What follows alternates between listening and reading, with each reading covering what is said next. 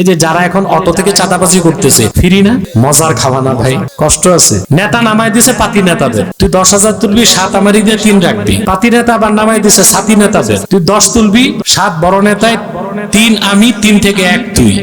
ইমামে কুরতুবী দ্বিতীয় ব্যাখ্যাটা তুলে ধরেছেন, মুজাহাদার আরেকটা অর্থ হচ্ছে নফসের সাথে লড়াই করা। নফস চায় মদ খাইতে, নফস চায়। আল্লাহর ভয়তে আপনি যখন মদ পান করবেন না, এটা মুজাহাদা। নফস চায় জেনা করতে, আল্লাহর ভয়তে আপনি জেনা করবেন না, এটাও মুজাহাদা। নফস চায় ফিরি ফিরি খাইতে। এই যে যারা এখন অটো থেকে চাঁদাবাজি করতেছে, ফ্রি না, মজার খাওয়া না ভাই, কষ্ট আছে, কথা বলেন। নেতা নামায় দিছে পাতি নেতাদের, তুই 10,000 তুলবি, 7 আমারি দিয়ে 3 রাখবি। পাতি নেতা আবার নামায় দিছে সাথী নেতাদের, তুই 10 তুলবি, 7 বড় নেতায় 3 আমি, 3 থেকে 1 তুই। কথা বলেন। অটোতে, বেবিতে যান, নিমসার বাজারে চাঁদাবাজি চলতেছে না? গরিব মানুষগুলো রক্ত পানি করা ঘামের পয়সায় সবজি নিয়ে বসে হালাল খেতে, খেত খামারে কষ্ট করে, আর কিসের এলাকার বল্টু চৌধুরী যায় ওখান থেকে চাঁদা নেয়, কারণ এটা মজা, এটা ইনভেস্ট নাই, কি নাই। কিন্তু আল্লাহর ভয় যারা আছে সেই কাজ করবে। কথা বলেন। মন চাই ফিরি ফিরি খেতে, চাঁদাবাজি, দাগাবাজি, টেন্ডারবাজি করতে, আল্লাহর ভয়তে করলেন না, এটা মুজাহাদা। সেই জন্যই তো আল্লাহ পাক বলেছেন, ফাআম্মা মান খাফা মাকামা রাব্বিহি ওয়া নাহান নাফসা আনিল হাওয়া ফাইন্নাল জান্নাতা হিয়াল মাওয়া। আর যে ব্যক্তি মহান আল্লাহর সামনে দাঁড়াবার ভয় অন্তরে পোষণ করলো, তার মন যা চাইলো, কুপ্রবৃত্তি থেকে নিজকে রক্ষা করলো, এটা বড় মুজাহাদা। সুবহানাল্লাহ বলবেন না? কার সন্তুষ্টির জন্য? মুসলমান কি আইনের কারণে ঠিক থাকেন আল্লাহর ভয়তে? চেক এন্ড ব্যালেন্স, সমাজ ও রাষ্ট্র ঠিক রাখতে আইন লাগবে, আইনটাই কি মূল? কথা বলে না। আরে ভাই, আইন দিয়া মানুষ বানানো যায় না, মানুষকে কন্ট্রোল করা যায়। আর আল্লাহর ভয় তাকওয়া দিয়া মানুষ বানানো যায়। আইন দিয়া তুমি যদি মানুষ কন্ট্রোল করতে যাও, এই মানুষ আইন না থাকলে অমানুষ হয়ে যাবে। পৃথিবীতে বলেন তো সবচেয়ে ভালো কল্যাণ রাষ্ট্র কোনটারে বলা হয়? আমেরিকা। আর ওদেরকে বলা হয় সিভিলাইজড নেশন, সভ্য জাতি। আর আমেরিকাকে বলা হয় মাদার অফ ডেমোক্রেসি, গণতন্ত্রের প্রসূতি। আপনারা দেখছেন গত মাসে আগুন লাগছে ক্যালিফোর্নিয়ায়, কথা বলেন। লস অ্যাঞ্জেলসে আনন্দ লাগে নাই? আমার লাগছে। 15টি মাস এই বিশ্বের সবচেয়ে অবৈধ জারজ রাষ্ট্র ইসরায়েল আমার নিরীহ ফিলিস্তিন গাজার মুসলমানকে নির্মমভাবে হত্যা করছে। আর বিশ্ব সন্ত্রাসী আমেরিকা ইসরায়েলকে $2,200 কোটি সামরিক সাহায্য করছে। আল্লাহর গজব যখন আসছে, 15 দিনে 10,500 কোটি টাকা সব জ্বলে গেছে। 10,500 কোটি আগুনে জ্বলছে, আর আইন কানুন তো ভেঙে গেছে, আগুন লাগছে। ওই দেশের সভ্য যুবকেরা চুরি চাবের লুটপাটে নামছে, চুরি করা হয়েছে 11,500 কোটি টাকার সম্পদ। আগুনে জ্বলছে যা, তার চেয়ে বেশি হয়েছে কি? ওয়াহ ওয়াহ, গণতন্ত্রের প্রসূতি, কল্যাণ রাষ্ট্র, আইন আছে। আইন যখন গেছে তখন কি হইলো? ওই যে বাংলাতে পড়ছো না তোমরা, চৌধুরী বাড়িতে আগুন লাগছে, কারো ঘর পুড়ে আরেকজন আলু পোড়া দিয়া খায়। কথা বলে, একজনের ঘরে লাগছে আগুন, আরেকজন কি করে? আলু চুরি করছে, তো ওইটা পোড়া দিয়া খায়। ওখানে আগুন লাগছে, ঘর বাড়ি জ্বলে গেছে, আর ওই দেশের সভ্য যুবকরা সব লুটপাটে নামছে। আইন দিয়া মানুষকে কন্ট্রোল করা যায়, মানুষ বানানো যায় না। আল্লাহর ভয় তাকওয়ার মাধ্যমে মানুষকে মানুষ বানানো যায়। সেজন্য মুমিন মুসলমান চুরি করে না সরকারের ভয়তে নয়, কার ভয়তে? ডাকাতি করে না কার ভয়তে? পরেরটা মেরে খায় না কার ভয়তে? জেনা করে না কার ভয়তে? চুরি করে না কার ভয়তে? এই সবগুলো কাজ করতে বড়ই মজা, মন চায়, কিন্তু সে মনের সাথে লড়াই করে। এটাই হচ্ছে ওয়াল্লাযীনা জাহাদু ফিনা লানাহদিয়ান্নাহুম সুবুলানা। এবার 3 নাম্বার ব্যাখ্যা দিয়ে আমি সামনের অংশে চলে যাব। আর 10 মিনিট কষ্ট দিব তোমাদের। ঘুমাচ্ছেন না তো? কে কে ঘুমা? হাত উঠাও তো আরেকবার দেখি। বাহ, এই জন্যই তো বলি হুজুকে বাঙালি না, না বুঝে বাঙালি।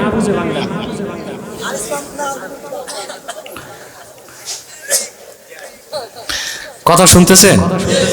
আমার পরে যদি বক্তা আসতে দেরি হতে সাইফুদ্দিনের সিরিয়াল। প্রস্তুত আছো? করে করছো, করে আবার করবে। আনিস কই? আনিস কই? আসছে? আনুসকে এনে বসায় রাখে, আমি যখন তখন মাইক ছাড়তে পারি। কথা শুনতেছেন ভাই? ওয়াল্লাযীনা জাহাদু ফিনা, এই মুজাহাদার দ্বিতীয় ব্যাখ্যা, এরপর আর কোনো ব্যাখ্যা নাই। সুবহানাল্লাহ বলেন। আমি মুজাহাদার ব্যাপারে এতক্ষণ যা বলছি সব যদি মনে নাও থাকে, মুজাহাদার ব্যাপারে এখন যে সংজ্ঞাটা দিব এটা লিখতে হবে, খাতায় কলমে না, হৃদয়ের পাতায়। বলবো? আল্লামা কুরতুবী শেষ সংজ্ঞা দেন, মাসালুল জান্নাতি ফিদ দুনিয়া মাসালুস সুন্নাতি ফিদ দুনিয়া কামাসালিল জান্নাতি ফিল উকবা মান দাখালাল জান্নাতা ফাকাদ সালিমা ওয়া মান আখাযাস সুন্নাহ ফাকাদ সালিমা। আল্লাহর হাবিবের পবিত্র সুন্নতগুলো দুনিয়ায়, আখিরাতে আল্লাহর জান্নাতের মতো। আখিরাতে যেমন কোন ব্যক্তি জান্নাতে ঢুকলে নিরাপদ হয়ে গেল, যে ইমানদার আল্লাহর হাবিবের সুন্নতকে দাঁত দিয়া কামড়ায় ধরবে সে নিরাপদ হয়ে গেল। তার মানে জীবনের সকল ক্ষেত্রে ঈমান আনার পরে আল্লাহর আখির নবী মুহাম্মদ মুস্তাফা সাল্লাল্লাহু আলাইহি ওয়াসাল্লাম ১৫০০ বছর আগে যে সুন্নত রেখে গেছেন, সেই সুন্নতের অনুসরণের চেয়ে বড় কোনো মুজাহাদা নাই। সুন্নতের বাইরে কোনো মুজাহাদা, কোনো দরবেশি। অনেক দেখবেন দেশে পিসাব আছে, এগুলো জোনপুরীরা করে না। জোনপুরীদের মধ্যে কোনো লৌকিকতা নাই, ভণ্ডামি নাই, এগুলো নাই। কিন্তু দেশি কিছু পিসাব দেখবেন মানুষকে শুধু দরবেশি দেখায়। কি করে জানেন? টুপি একটা, আনিস আসছো, বসো। টুপি একটা,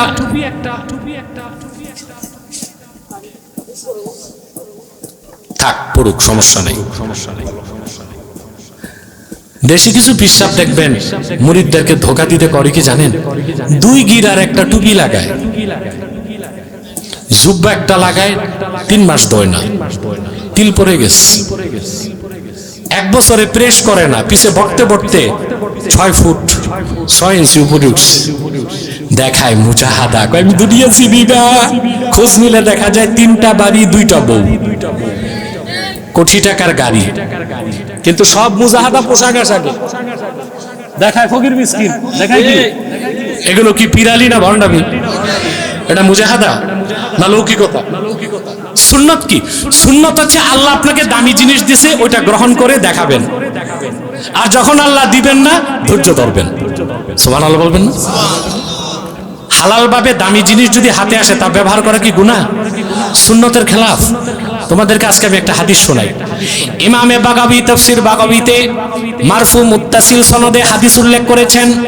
সাহাবী বর্ণনা করেন, খারাজা রাসূলুল্লাহ সাল্লাল্লাহু আলাইহি ওয়াসাল্লাম ইয়াওমান ফাআলাইহি জুব্বাউন ফাকিমাতুহু 4000 দিরহাম।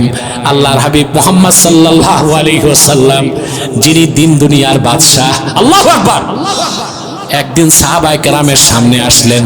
রাসূলুল্লাহর জিসিম মোবারকে যে জুব্বাটা ছিল ১৫০০ বছর আগে তার দাম ছিল ৪০০০ দিরহাম। কত দিরহাম? ৪০০০। সুবহানাল্লাহ। কারণ কোন এক বাদশা আল্লাহর হাবিবকে হাদিয়া পাঠিয়েছিলেন। তাহলে বোঝা যায় হাদিয়ার মাধ্যমে বা বৈধ পন্থায় যদি দামি জিনিস পাওয়া যায়, ওটা গ্রহণ করা কি সুন্নাহ। আবার দেখা গেছে আল্লাহর হাবিব সাল্লাল্লাহু আলাইহি সাল্লাম ওনার জুব্বা মুবারকে তালিও দিয়েছিলেন, সেই জন্য হযরত ওমর তালি দিয়া জুব্বা পরতেন। কথা বলেন। আল্লাহর হাবিব সাল্লাল্লাহু আলাইহি ওয়াসাল্লামের সুন্নতে, সুবহানাল্লাহ, আল্লাহর হাবিব এমন আদর্শ রেখে গেছেন যে আদর্শ বাদশাও মানতে পারবে, ফকিরও। সুবহানাল্লাহ কইবেন। তার শ্রেষ্ঠ মুজাহাদা কি? সুন্নতের উপর আমল করা। সুবহানাল্লাহ বলবেন না? অনেক সুফি দরবেশ দেখা যায় 6 মাস গোশত খায় না, এটা মুজাহাদা। এটা কোন মুজাহাদা? হাদিস সাক্ষ্য দেয় খায়রুত তাআমি ফিদ দুনিয়া ওয়াল আখিরাতিল লাহমু, দুনিয়া আখিরাতের শ্রেষ্ঠ খানা গোশত। কথা বলেন, ঠিক। 6 মাস গোশত খায় না, কি খায় না? মুড়ি খায়, মুড়ি। এটা মুজাহাদা। সুন্নতের বাইরে এই মুজাহাদা মানি না। সুন্নত হচ্ছে গোশত খেতে হবে বিলম্ব করে করে, কম কম। আবার প্রতিদিন বেশি গোশত খাওয়াও সুন্নতের খেলাফ। ইমাম শাফি বলেছেন ইন্নাল লাহমা ইউসাক্কিলুল কলবা, প্রতিদিন যারা বেশি গোশত খায় তাদের অন্তর শক্ত হয়ে যায়, হাজার চেষ্টা করলেও তাদের চোখে পানি আসে না। আবার একদম গোশত খাওয়া ছেড়ে দিবেন, দুর্বল হয়ে যাবেন, দাঁড়ায় নামাজ পড়তে পারবেন না। তাহলে আমল করতে হবে কিসে? সুন্নত মোতাবেক। সুবহানাল্লাহ বলবেন। শুনে অনেক পিসাব খাটে ঘুমায় না, কাঠের তক্তায় ঘুমায়, কয়টা মুজাহাদা। আরে ভাই তোমার তো বাড়ি আছে 7টা, বউ আছে 3টা, গাড়ি আছে কোটি টাকা, তো এই কাঠের তক্তায় শুইবা কেন? খাট আছে তো খাটে শো, হ্যাঁ, না থাকলে কাঠের তক্তায় ঘুমা। কথা বলেন। তাহলে সুন্নতের বাইরে কোনো মুজাহাদা নাই। আমরা মুজাহাদা করব। এরপর আল্লাহ তাআলা বলেন ওয়া ইন্নাল্লাহা লামাআল মুহসিনিন, আল্লাহ তার মুহসিন বান্দাদের সাথেই আছে। এই ব্যাখ্যাটা একটু দিয়েই শেষ করছি। মুহসিনকে ভাই, যে আল্লাহ দ্বীনের জন্য কাজ করে, আল্লাহ সন্তুষ্টির জন্য কাজ করে, সুন্নত তরিকায় চলে, তারই নাম মুহসিন। এখন আল্লাহ তাআলা ওয়া ইন্নাল্লাহা লামাআল মুমিনিন বললেন না, ওয়া ইন্নাল্লাহা লামাআল মুসলিমিন বললেন না, ওয়া ইন্নাল্লাহা লামাআস সালিহিন বললেন না, বললেন ওয়া ইন্নাল্লাহা লামাআল মুহসিনিন। হুরুফে মুশাব্বা বিল ফেল থেকে ইন্না, আবার লাম তাকিদ, ওয়া ইন্নাল্লাহা লামাআল মুহসিনিন, অবশ্যই আল্লাহ তার মুহসিন বান্দাদের সাথেই আছেন। সুবহানাল্লাহ। আপনি মুহসিন হবেন, আল্লাহর রহমত পাবেন, আল্লাহর নুসরত পাবেন, ইজ্জত পাবেন। সুবহানাল্লাহ। রাহমাত, ইজ্জত, নুসরত। কথা বলেন না। 4টা জিনিস পাবেন। কয়টা? নুসরত, রাহমাত, ইজ্জত, কুওয়াত। শক্তি পাবেন, সম্মান পাবেন, সাহায্য পাবেন, রহমত পাবেন, আর আখিরাতে বিনা আযাবে কম হিসাবে পাবেন জান্নাত। মুহসিন হইবেন নামাজ না পড়ে, সুদ না খায়া, ধর্মনিরপেক্ষতাবাদীদের দলে থাইকা, ইসলাম বিরোধী স্লোগান দিয়া। মুজাহাদা লাগবে। কি লাগবে? ওয়াল্লাযীনা জাহাদু ফীনা লানাহদিয়ান্নাহুম সুবুলানা ওয়া ইন্নাল্লাহা লামাআল মুহসিনিন। আপনি যখন মুহসিন হয়ে যাবেন, আল্লাহ এত বেশি ভালোবাসবেন আপনাকে, আপনার একটা আমল আল্লাহ নষ্ট হইতে দিবেন না। আল্লাহু আকবার। তার মানে মুহসিন একবার যে হয়ে যায়, আল্লাহ তারে রহমতের চাদরে ঘেরাও করে নেন। ওই বান্দার মৃত্যু হয় খাতেমা বিল খায়ের। তার দ্বারা কুফর হয় না, শিরক হয় না, সগীরা গুনাহ হইতে পারে, কবিরা গুনাহ হয় না। আল্লাহ বাঁচায় দেন। কিতাব সাক্ষ্য দেয় এইরকম মুহসিন বান্দা ঘুমায় গেছে রাতের বেলা, তাহাজ্জুদের সময় ফেরেশতা তারে উঠায় দেয়। সারা রাত জেগে ঘুমায়ছে, ফজরের আজান শুনে দেখে তখনও ফজরের আজান মসজিদে হয় নাই, তো শুনলো কোত্থেকে? বাইতুল মামুরের আজান শুনে। সুবহানাল্লাহ। মুহসিন হন, মুহসিন। কি হন? মুহসিন। আল্লাহর মুহসিন বান্দাকে আল্লাহ গুনাহ থেকে বাঁচায়। একটা দৃষ্টান্ত দিয়ে আমি শেষ করে দিচ্ছি। ইউসুফ আলাইহিস সালাম অনেক সুন্দর ছিলেন, ঠিক না? ইউসুফ নবী কত সুন্দর। সুবহানাল্লাহ। আল্লাহর হাবিব সাল্লাল্লাহু আলাইহি ওয়াসাল্লাম বর্ণনা করেছেন, বুখারীর হাদিস, মালিক ইবনে সা'সা রাদিয়াল্লাহু তাআলা আনহু বর্ণনা করেন, আল্লাহর হাবিব বলেছেন, মেরাজের রাতে আমি চতুর্থ আকাশে ইউসুফকে দেখেছি। আমার মনে হয়েছে কদ উতিয়া শাতরাল হুসনে, আল্লাহ যেন অর্ধেক সৌন্দর্য দুনিয়ার তারে দান করে দিয়েছেন। সুবহানাল্লাহ। তার মানে ইউসুফ কখনোই আল্লাহর হাবিবের চেয়ে বেশি সুন্দর ছিলেন না। আল্লাহর হাবিবের সৌন্দর্য ভাষায় প্রকাশ করার কোনো কণ্ঠ ছিল না, লেখার মতো কোনো কলম ছিল না। সুবহানাল্লাহ। ইউসুফের সৌন্দর্য দেখে জুলাইখার সঙ্গী সাথীরা মাত্র আঙ্গুল কেটেছে, আর আল্লাহর হাবিবের সৌন্দর্য দেখে ১৫০০ বছর আগে সাহাবায়ে কেরাম গর্দান কেটেছেন। আম্মা জান আয়েশা বর্ণনা করেছেন, ইমামে সুয়ুতি খাসাইস কুবরার মধ্যে লেখেন, আম্মা জান আয়েশা বলেছেন জুলাইখার সঙ্গে সাথীরা ইউসুফের সৌন্দর্যে বিমুগ্ধ হয়ে আঙ্গুল কেটে ফেলছে। ওয়াল্লাহি লাউ রাআইনা জাবিনাহু সাল্লাল্লাহু আলাইহি ওয়াসাল্লাম লা আসারনা বিতাকতি ইসসুদুর আলাল ইয়াদি। আল্লাহর কসম, ওরা যদি মুহাম্মদ সাল্লাল্লাহু আলাইহি সাল্লামের নূরের কপালটা একবার দেখতো, আঙ্গুল নয় তারা তাদের কলিজাগুলো টুকরা করে দিত। সুবহানাল্লাহ, আল্লাহু আকবার কাবীরা। রাসূলুল্লাহ সাল্লাল্লাহু আলাইহি ওয়াসাল্লামকে আল্লাহ যে জামাল, যে সৌন্দর্য দান করছেন ১৫০০ বছর আগে, তা দেখে অনেক কাফের মুসলমান হয়ে গেছে। আব্দুল্লাহ ইবনে আব্বাস বর্ণনা করেন শামায়েলে তিরমিজির 14 নম্বর হাদিস। সুবহানাল্লাহ।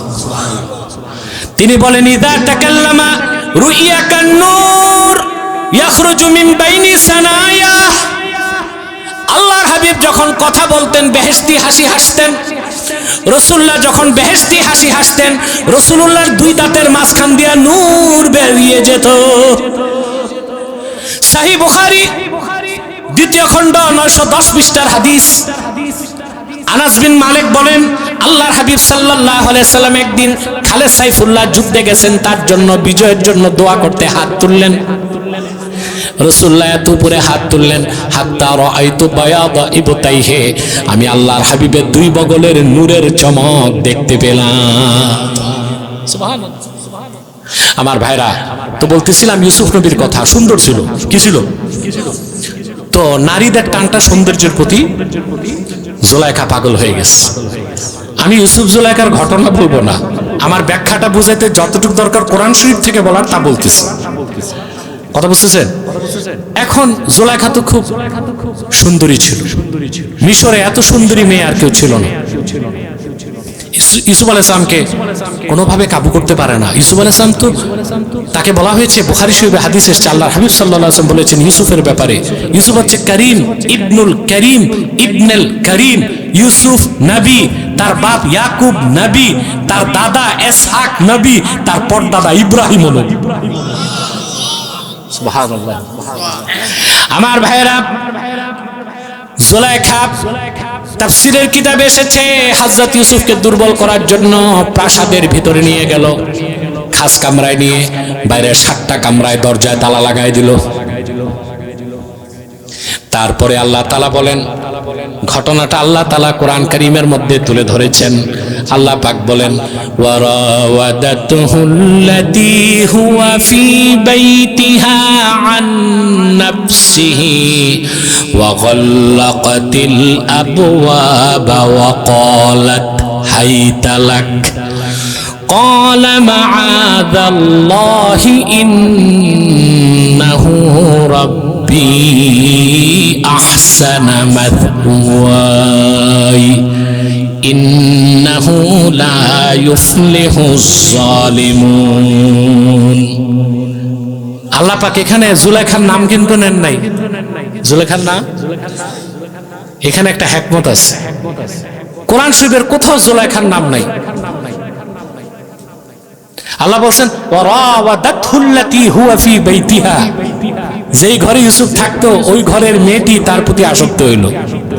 কেন? তাফসীরের কিতাবে তো জুলাইখার নাম আসছে তো কোরআন শরীফে আসলো না কেন? কথা বলেন।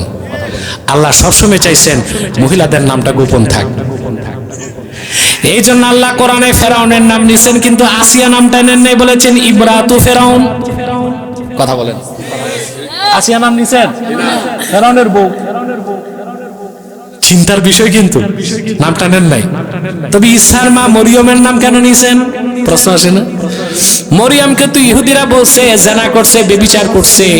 মরিয়মকে আল্লাহ কলঙ্ক মুক্ত করতে তার নামটা নেবার প্রয়োজন ছিল বলে নামটা নিয়েছেন।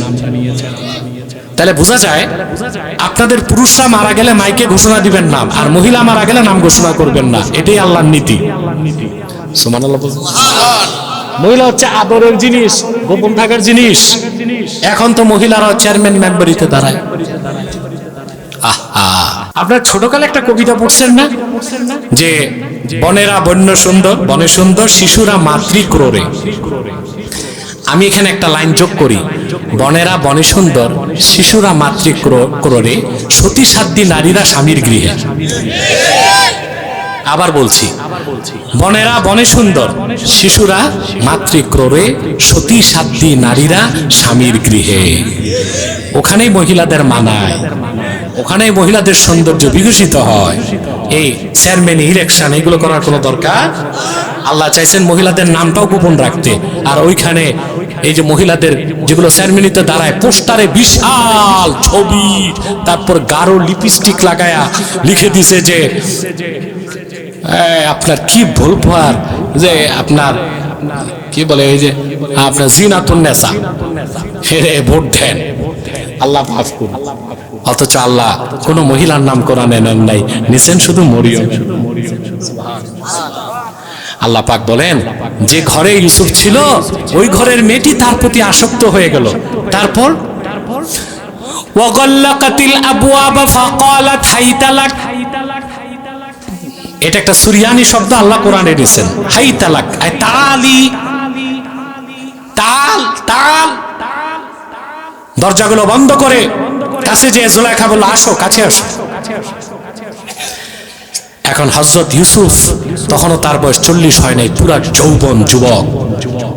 প্রাসাদের ভিতরে মিশরের সবচেয়ে সুন্দরী মেয়েটি তাকে প্রস্তাব দিল। তিনি তখন বললেন, ক্বালা মাআযাল্লাহি ইন্নাহু রাব্বি আহসানা মাসওয়াই ইন্নাহু লা ইউফলিহুজ জালিমুন। তিনি বললেন, আমি মহান আল্লাহ থেকে পানাহ চাই তোমার এই কুপ্রস্তাব থেকে। আল্লাহু আকবার। আমাকে আমার সাইয়্যেদ আমাকে উত্তম বসবাসের ব্যবস্থা করে দিয়েছেন, আমি কখনো তোমার সাথে খেয়ানত করতে পারি না। নিশ্চয় আল্লাহ রাব্বুল আলামিন জালেমদেরকে কখনো সফল হতে দেন না। এরপরে আল্লাহ তাআলা বলেন, ওয়ালাকাদ হাম্মাত বিহি ওয়া হাম্মা বিহা লাউলা আররা বুরহানা রাব্বি।